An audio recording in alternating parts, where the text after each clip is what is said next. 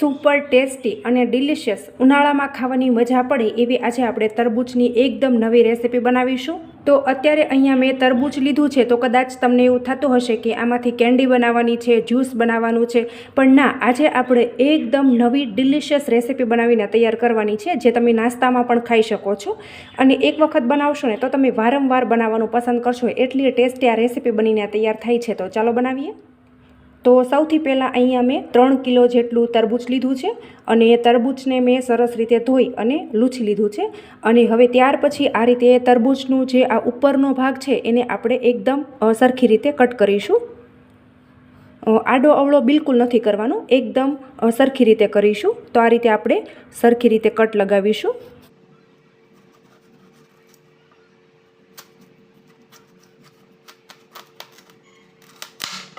તો તમને કદાચ એવું થતું હશે કે આ તરબૂચ તો અંદરથી કાચું નીકળેલું છે, પણ કંઈ વાંધો નહીં, આપણે આની અંદરનો જે પલ્પ છે એ બધો આપણે નીકાળી લેવાનો છે।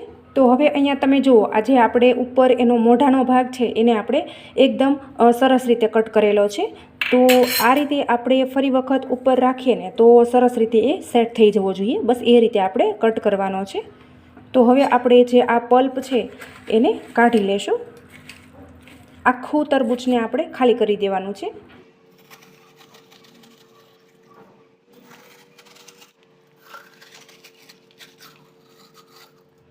તો હવે જુઓ, અહીંયા મેં તરબૂચની અંદરથી બધો પલ્પ કાઢી લીધો છે અને આખું તરબૂચ ખાલી થઈ ગયું છે। તો આ રીતે તમે જ્યારે પણ તરબૂચનો પલ્પ કાઢો ત્યારે તેની અંદર પિંક ભાગ જરા પણ ન રહેવો જોઈએ, આપણે બધો ખાલી કરી દેવાનો છે। અને આ રીતે આપણે બધો ફરતો વ્હાઈટ ભાગ જ રહેવો જોઈએ। તો તમે જોઈ શકો છો કે આ રીતે મેં અહીંયા બધો તરબૂચનો પલ્પ છે એ કાઢી લીધો છે।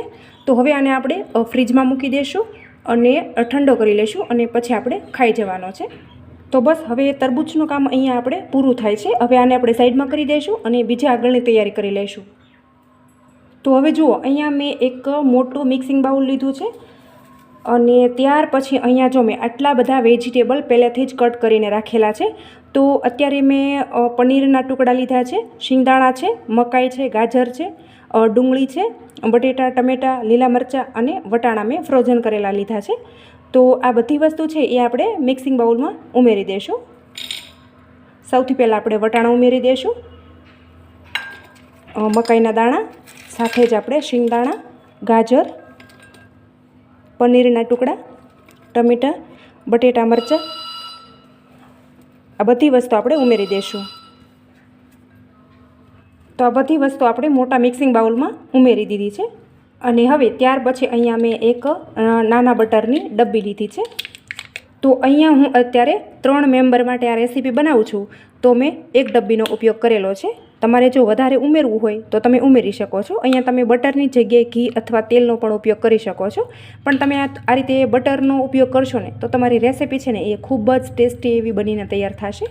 તો હવે આપણે બટર છે એને આ રીતે મિક્સ કરી દઈશું। થોડીવાર આપણે આમનામ રહેવા દઈશું એટલે બટર છે સરસ એવું પીગળી જશે।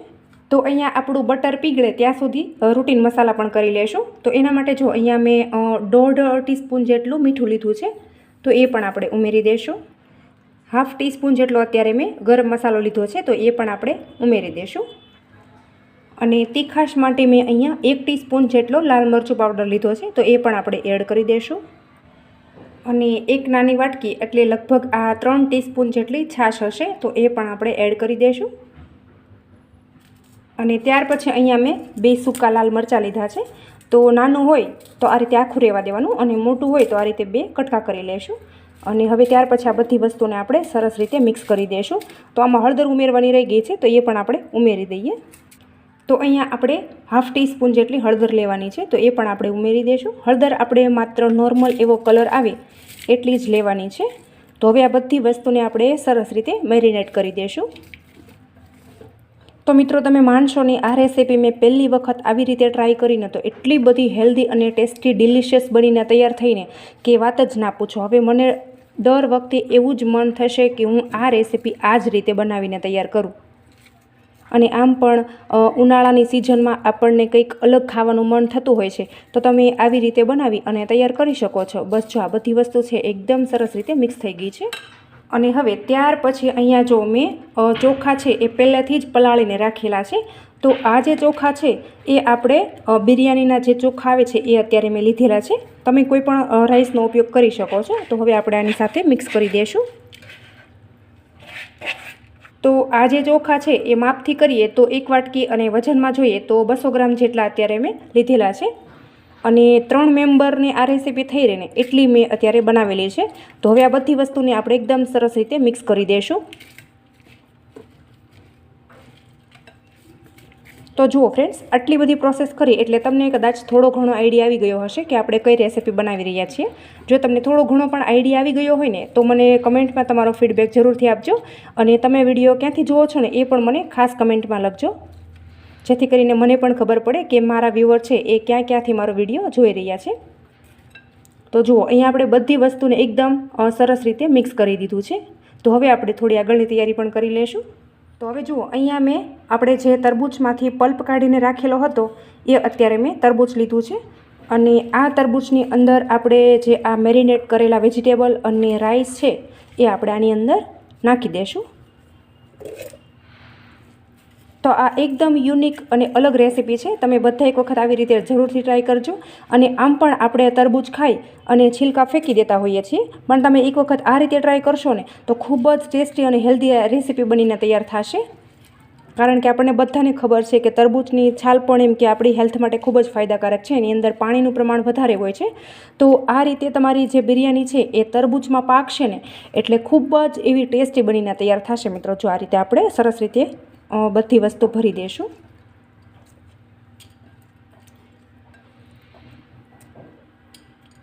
આ જે પાણી છે એને પણ આપણે આની અંદર જ ભરી દેવાનું છે. અને હવે આ રેસીપીને એકદમ ટેસ્ટી અને ટેંગી બનાવવા માટે અહીંયા મેં થોડા ખડા મસાલા લીધા છે. તો એ આપણે આ રીતે છૂટા છૂટા આની અંદર વેરી દઈશું. અને જો હવે અહીંયા આ રેસીપીની અંદર આપણે પાણી ઉમેરવાનું છે. તો જે ડોયો ભરીને મેં ચોખા લીધેલા હતા એ જ ડોયો ભરીને આપણે પાણી ઉમેરીશું. એટલે કે આપણે મેઝરમેન્ટથી પાણી ઉમેરીશું. તો અત્યારે 1 ડોયો હું એડ કરું છું. અને ફરી વખત અડધો ડોયો એટલે 1.5 ડોયો મેં અત્યારે પાણી એડ કરેલું છે. તો જુઓ, અત્યારે આ રીતે આપણે આ બધો મસાલો છે ડૂબાડૂબ રહે એ રીતે અત્યારે મેં પાણી એડ કરેલું છે. કારણ કે આ તરબૂચ છે એની અંદરથી પણ ઓલરેડી પાણી છૂટું પડશે. અને જે ચોખા છે એને પણ મેં પહેલેથી જ પલાળી રાખેલા હતા એટલે ફટાફટ એ ચડી જશે. અને ત્યાર પછી જો આ રીતનું મેં ઉપરથી એનું મોઢું જે કટ કરેલું હતું ને એને આ રીતે આપણે પેક કરી દઈશું. આ રીતે એકદમ સરસ રીતે સેટ થાય ને એ રીતે આપણે પેક કરીશું. જો તમે જોઈ શકો છો કે મેં એકદમ સરસ રીતે પેક કરી દીધું છે. અને જો ત્યાર પછી અહીંયા મેં આ રીતે ઘઉંનો લોટ લીધો છે. તો એને આપણે આ રીતે એકદમ હથેળીની વચ્ચે આ રીતે ગોળ રોલ કરી લેશું. તો જો તમે અહીંયા જોઈ શકો છો કે મેં આ રોટલીનો જે લોટ હતો એને આ રીતે મેં રોલ કરી લીધો છે. અને ત્યાર પછી આપણે જે જ્યાંથી તરબૂચને કટ કરેલું હતું ને ત્યાં આ રીતે આપણે પેક કરી દઈશું. આ રીતે તમે દબાવશો એટલે જ્યાંથી આપણે તરબૂચને કટ કરેલું હતું ત્યાં આ રીતે જો પેક કરી દઈશું. એટલે તો જો હવા છે એ જરા પણ બહાર નહીં નીકળે અને આપણી જે બિરયાની છે એ એકદમ સરસ રીતે ચડી જશે. તો આવી રીતે તમે બિરયાની બનાવશો ને તો બહુ જ ટેસ્ટી અને ખૂબ જ હેલ્ધી બનીને તૈયાર થશે. તમે પણ એક વખત આ રીતે જરૂરથી ટ્રાય કરજો. અને તમારા ફેમિલી ફ્રેન્ડ સર્કલમાં પણ એમ કે આ વિડીયો જરૂરથી શેર કરજો, જેથી કરીને એમને પણ આ એકદમ નવી રેસીપી મળી રહે. જોઈ શકો છો કે મેં સરસ રીતે આને સીલ કરી દીધું છે. તો હવે આપણે જઈએ ગેસ તરફ. તો સૌથી પહેલાં અહીંયા આપણે ગેસ ઓન કરી લેશું. અને ત્યાર પછી આ જે તરબૂચ છે એને આપણે આના ઉપર રાખી દઈશું. અને ગેસની ફ્લેમ છે આપણે હાઈ રાખવાની છે, સ્લો નથી રાખવાની. હાઈ ફ્લેમ ઉપર આને તમે 10 મિનિટ રહેવા દેશો ને એટલે તમારી જે બિરયાની છે એકદમ પરફેક્ટ કૂક થઈ જશે. તો આ રીતે નીચે તડતડ થોડો અવાજ આવશે પણ એ ચિંતા કરવાની કંઈ જરૂર નથી, એકદમ સરસ રીતે કૂક થઈ જશે. તો જુઓ ફ્રેન્ડ્સ, અહીંયા તમે જોઈ શકો છો કે લગભગ 10 મિનિટ જેવો ટાઈમ થઈ ગયો છે અને આપણી બિરયાની છે એ એકદમ સરસ એવી કૂક થઈ ગઈ છે. તો આ જે તરબૂચ છે એ નીચેથી થોડું પોચું પડ્યું ને એટલે એ નીચે પડી ગયું. એટલે તમે જોઈ શકો છો કે થોડું આજુબાજુમાં નીચે ઢોળાઈ ગયું છે, પણ કંઈ વાંધો નહીં. તો પણ એકદમ સરસ રીતે કૂક થઈ ગઈ છે. અને હવે આપણે આ જે લોટવાળો ભાગ છે એને હટાવી દઈશું અને ખોલી અને આપણે ચેક કરી લઈશું. તો તમે જોઈ શકો છો કે જ્યારે આપણે તરબૂચ ભરેલું હતું ત્યારે અડધું હતું અને અત્યારે એ ફૂલી અને આખું ભરાઈ ગયું છે. તો બસ હવે આપણે એને નીચે ઉતારી લઈશું અને એક થાળીની અંદર એને સર્વ કરી દઈશું. તો જુઓ અહીંયા મેં બિરયાનીને નીચે ઉતારી લીધી છે અને તમે જોઈ શકો છો કે તરબૂચ હતું એ આ રીતે નીચે બળી ગયું છે. જો તમે જોઈ શકો છો. તો આ રીતે તમે થોડીવાર તરબૂચને ગેસ ઉપર રહેવા દેશો ને એટલે એકદમ સરસ એવી એ કૂક થઈ જશે. હવે આપણે એને બાઉલમાં ટ્રાન્સફર કરી લેશું. તો હવે આપણે એને કાઢી લેશું.